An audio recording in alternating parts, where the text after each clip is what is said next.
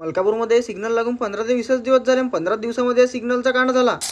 तर जय श्रीराम भावांना, सकाळ सकाळी संदीप शेठचा फोन आला आणि म्हणत की तुझं टी शर्टचं पार्सल आलेलं आहे. मग काय दिला रेसवरती तावाने 70-80 या स्पीडनं निघालो आपण स्वामीनारायण ट्रॅव्हल्सवर जाण्यासाठी. तेवढ्यात पोहोचलो आपण हनुमान चौकामध्ये. हनुमान चौकामध्ये पोहोचून पाहतो तर काय या सिग्नलला लागून 15 ते 20 दिवस झाले. 15 दिवसामध्ये या सिग्नलचा कांड झाला.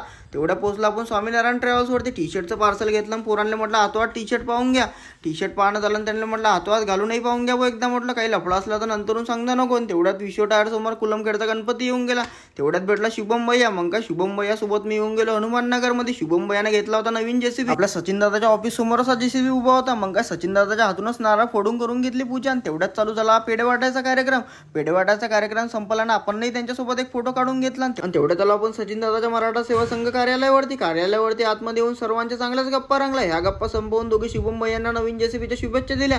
आणि तिथून आलो आपण सागर भाऊच्या दुकानावरती. मित्राला गणपतीची मूर्ती घ्यायची होती. मग का मूर्ती घेऊन घेतली आणि सागर भैयाची भेट घेऊन आपण पोहोचलो पूनम डेअरीवरती. माझ्याजवळ हे एवढं सर्व सामान होतं म्हणून मी एका गाडीच्या खाली उतरलो आणि मित्रालाच पाठवून दिलं. आणि इथून गेला मलकापूरला टाटा. मग काय वाजवा आता.